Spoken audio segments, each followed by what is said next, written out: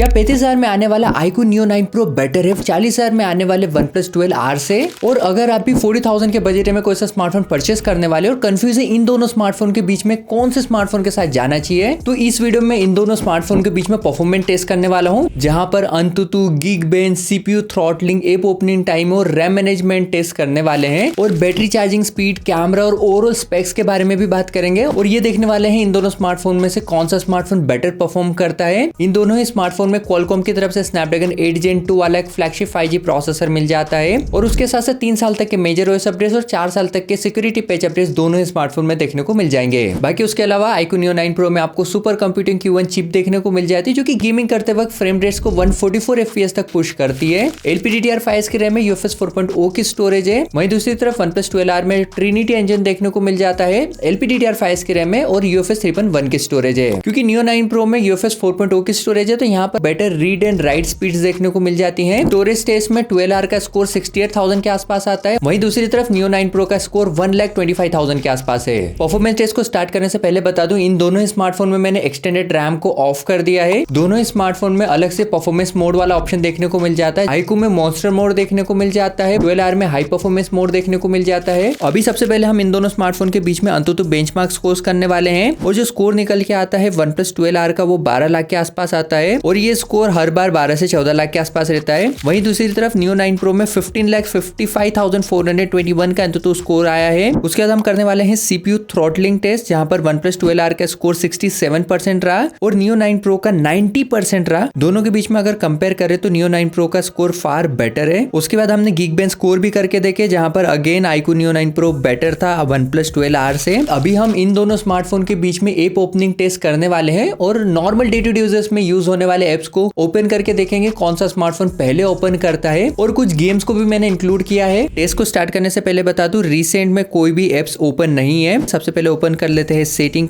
को OnePlus ने थोड़ा सा फास्ट ओपन किया, कैमरे को iQOO ने थोड़ा सा फास्ट ओपन किया, गैलरी को ऑलमोस्ट दोनों ही स्मार्टफोन ने बिल्कुल सेम टाइम पे ही ओपन किया है। गैलरी में हम फोटो को ओपन करके रख देते हैं। यूट्यूब को iQOO ने ओपन किया है, क्रोम को भी iQOO ने ओपन किया है। अभी हम यहाँ पर कोई सी वेबसाइट को ओपन कर लेते हैं। एप्पल की वेबसाइट को OnePlus ने थोड़ा सा फास्ट ओपन किया। प्ले स्टोर को स्लाइटली मार्जिन से OnePlus ने ओपन किया। व्हाट्सएप में दोनों स्मार्टफोन ने बिल्कुल सेम टाइम पे ओपन किया। एक्स ट्विटर को iQOO ने फास्ट ओपन किया। यहाँ पर हम कोई सा हैशटैग ओपन कर लेते हैं। फेसबुक को iQOO ने ऑलमोस्ट 1-2 फ्रेम से फास्ट ओपन किया है। यहाँ पर भी हम पोस्ट ओपन कर देते हैं। इंस्टा को भी दोनों स्मार्टफोन ने ऑलमोस्ट सेम टाइम पे ओपन किया है। फ्लिपकार्ट को भी दोनों स्मार्टफोन ने सेम टाइम पे ओपन किया है। अमेजोन को iQOO ने थोड़ा सा फास्ट ओपन किया। यहाँ पर हम मोबाइल सेक्शन को ओपन कर लेते हैं। प्राइम वीडियो को OnePlus ने ओपन किया है फास्ट। हॉटस्टार को भी OnePlus ने फास्ट ओपन किया है। नेटफ्लिक्स को ऑलमोस्ट दोनों स्मार्टफोन ने सेम टाइम पे ही ओपन किया है। जोमेटो को भी दोनों स्मार्टफोन ने ऑलमोस्ट सेम टाइम पे ओपन किया है। टेम्पल रन भी दोनों स्मार्टफोन ने सेम टाइम पे ही ओपन किया है। सबवे सर्फर को OnePlus ने थोड़ा सा फास्ट ओपन कर दिया है। एसफाल्ट को भी OnePlus ने फास्ट ओपन किया। कॉल ऑफ ड्यूटी यहाँ पर iQOO थोड़ा सा फास्ट था।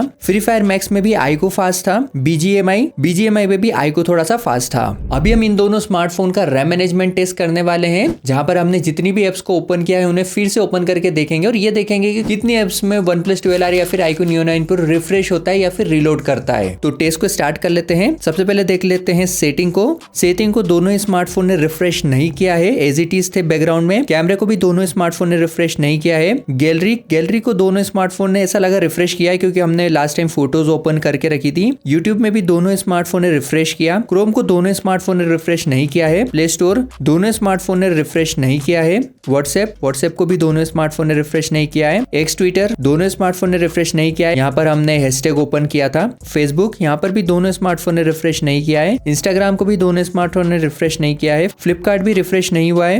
अमेजोन यहाँ पर हमने मोबाइल सेक्शन को ओपन किया था, तो दोनों स्मार्टफोन रिफ्रेश कर रहे हैं। प्राइम वीडियो यहाँ पर दोनों स्मार्टफोन ने रिफ्रेश किया है। हॉटस्टार भी दोनों स्मार्टफोन ने रिफ्रेश किया है। नेटफ्लिक्स को भी दोनों ही स्मार्टफोन ने रिफ्रेश किया है। जोमेटो को दोनों स्मार्टफोन ने रिफ्रेश नहीं किया है, एज इट इज था। टेम्पल रन को दोनों स्मार्टफोन ने रिफ्रेश किया है। सबवे सर्फर भी फिर से लोड हो रहा है, यानी कि दोनों स्मार्टफोन ने रिफ्रेश किया है। एसफाल्ट भी ऑलमोस्ट दोनों स्मार्टफोन ने रिफ्रेश किया है। कॉल ऑफ ड्यूटी भी दोनों स्मार्टफोन ने रिफ्रेश किया है। उसके बाद फ्री फायर मैक्स को OnePlus ने रिफ्रेश किया है, पर iQOO ने अपने बैकग्राउंड में इसे स्टोर करके रखा था, तो रिफ्रेश नहीं हुआ है। सेम BGMI पे भी OnePlus ने रिफ्रेश किया और iQOO ने बैकग्राउंड में स्टोर करके रखा था, तो रिफ्रेश नहीं हुआ है। तो clear winner iQOO Neo 9 Pro बनता है परफॉर्मेंस टेस्ट का। बाकी अभी हम इन दोनों स्मार्टफोन के बीच में रेंडरिंग टेस्ट करने वाले हैं, जहां पर दोनों स्मार्टफोन में हमने काइनमास्टर को ओपन कर लिया है और दोनों ही स्मार्टफोन में हमने बिल्कुल सेम ही प्रोजेक्ट को अपलोड किया है। बात करो अगर सेटिंग्स की, तो यहाँ पर दोनों स्मार्टफोन में मैंने 4K 60 FPS पे सेट कर दिया है, 80 बिट रेट जो हाईएस्ट सेटिंग है वहां पर, और जो फाइल का साइज है ना वो 5.8 GB के आसपास होने वाला है दोनों ही स्मार्टफोन में। अभी हम रेंडरिंग टेस्ट को स्टार्ट कर लेते हैं। iQOO Neo 9 Pro में एक्सपोर्ट स्लाइटली फास्टर हो गया है OnePlus 12R से, और जो टाइमिंग निकल के आती है वो आती है 6 मिनट 18 सेकेंड, और OnePlus 12R की जो टाइमिंग निकल के आती है वो आती है 6.28 सेकेंड्स। तो इन दोनों स्मार्टफोन के बीच में रेंडरिंग टेस्ट करने पर इतना कोई मेजर डिफरेंस देखने को नहीं मिलता है। iQOO Neo 9 Pro में 5160 mAh की बैटरी मिल जाती है, जो कि 120 वोल्ट तक के super fast flash charging speed को सपोर्ट करती है। 12R में अभी तक की बिगेस्ट 5500 mAh की बैटरी मिल जाती है, जो कि 100 वोल्ट के सुपर वोक चार्जिंग स्पीड को सपोर्ट करती है। बात करोगे चार्जिंग स्पीड की, तो iQOO Neo 9 Pro को 0 से 10% होने में 3.39 सेकंड्स का टाइम लगा, 0 से 80% होने में 24 मिनट 34 सेकंड्स का टाइम, और 0 से 100% होने में 31 मिनट का टाइम लगा है।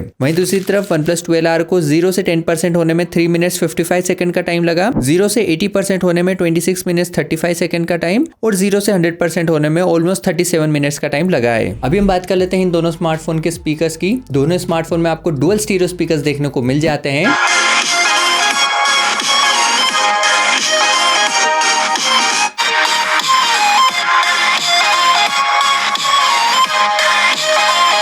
कंपैरिजन करने के बाद जो 12R के स्पीकर्स की क्वालिटी वो स्लाइटली बेटर है as compared to Neo 9 Pro। दोनों को हम साइड बाय साइड यूज करेंगे तभी ये जो डिफरेंस है नोटिस होने वाला है। अभी बात कर लेते हैं डिस्प्ले डिजाइन और फिजिकल ओवरव्यू की। OnePlus 12R में 6.78 इंचेस की 1.5K Pro XDR AMOLED panel देखने को मिल जाती है, जो कि एक ब्यूटीफुल कर्व डिस्प्ले है। 120 हर्ट्ज तक का अडेप्टिव रिफ्रेश रेट देखने को मिल जाएगा।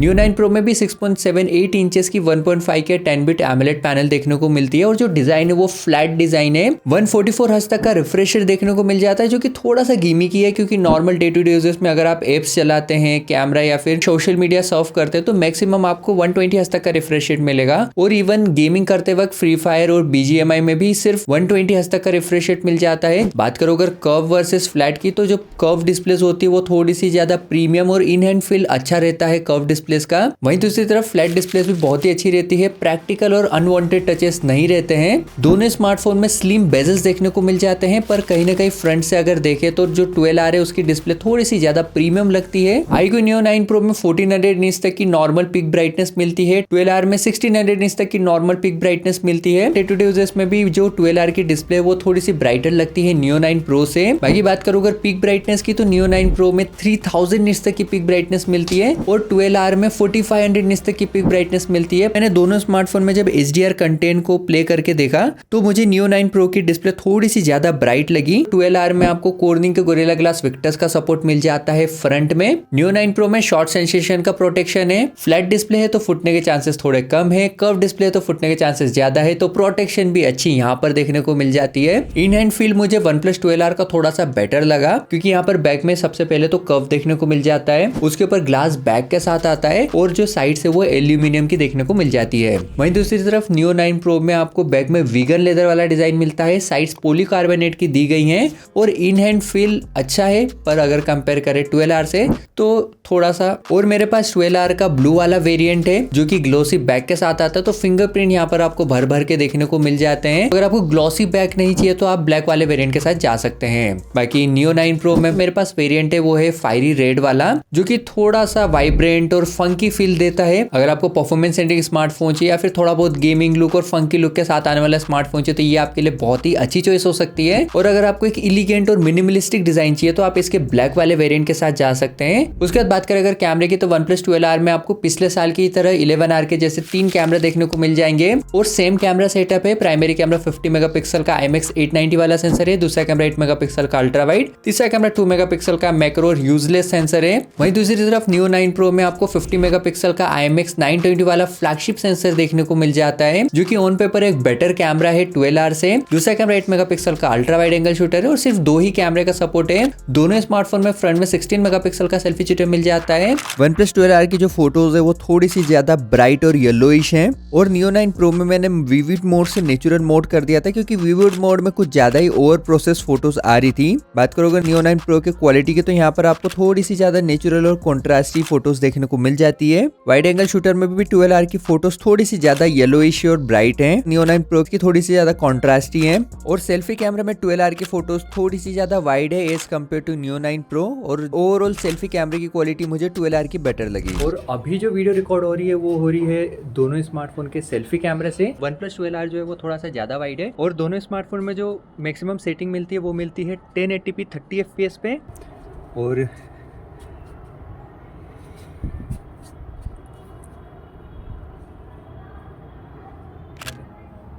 अरे भाई सन को पता मुझे मेरे उसमें ठीक है आजा। ठीक है अभी जो वीडियो रिकॉर्ड हो रही है वो हो रही है दोनों स्मार्टफोन के मेन कैमरे से 4K at 60 FPS और OnePlus में सिर्फ 4K 60 FPS तक रिकॉर्ड कर सकते हैं, iQOO में 8K तक भी रिकॉर्ड कर सकते हैं। और अभी जो वीडियो रिकॉर्ड हो रही है वो हो रही है दोनों स्मार्टफोन के वाइड एंगल कैमरे से। आप देख सकते हैं कितना वाइड है, 1080p 30 FPS तक ही वीडियोस को रिकॉर्ड कर सकते हो। मेरे ख्याल से OIS का सपोर्ट भी नहीं है क्योंकि सेकेंडरी कैमरा। अगर आप अभी भी इन दोनों स्मार्टफोन के बीच में कंफ्यूज है कौन सा स्मार्टफोन के साथ जाना चाहिए, अगर मैं होता आपकी जगह तो मैं जाता OnePlus 12R के साथ। हाँ यहाँ पर परफॉर्मेंस थोड़ी सी कम देखने को मिल जाती है iQOO Neo 9 Pro से, पर उसके अलावा जो इन हैंड फील है, OnePlus की ब्रांडिंग, Oxygenos का यूजर एक्सपीरियंस बहुत ही अच्छा देखने को मिल जाता है। यहाँ पर UFS 3.1 जरूर देखने को मिलता है, per day to day users में और नॉर्मल यूजर्स में या फिर अगर आप नॉर्मल गेमिंग भी करते हैं तो वहां पर कोई भी इतना ज्यादा डिफरेंस देखने को नहीं मिलता है। बाकी वहीं दूसरी तरफ अगर मुझे हार्डकोर गेमिंग करनी होती या फिर फंकी लुक या फिर थोड़ा सा डिफरेंट लुक डिजाइन के साथ आने वाला स्मार्टफोन चाहिए होता तो मैं iQOO के साथ जाता। परफॉर्मेंस के मामले में तो ये स्मार्टफोन 35 से 40,000 के बजट में अभी के टाइम पे one of the best smartphone है और जरूर कंसिडर किया जा सकता है। पर्सनली मुझे FunTouch OS और Oxygenos में से Oxygenos का यूजर एक्सपीरियंस अच्छा लगा। ये तो था इन दोनों स्मार्टफोन के बीच में कंपैरिजन वीडियो और होपफुली अभी आप जरूर डिसाइड कर पाए होंगे कि इन दोनों स्मार्टफोन के बीच में से आपको किस स्मार्टफोन के साथ जाना चाहिए। बाकी दोस्तों आज की इस जबरदस्त वीडियो के लिए बस इतना ही। वीडियो पसंद आए तो वीडियो को लाइक करें, चैनल को सब्सक्राइब करें। मिलूंगा मैं आपसे अगली वीडियो में, तब तक के लिए बाय बाय।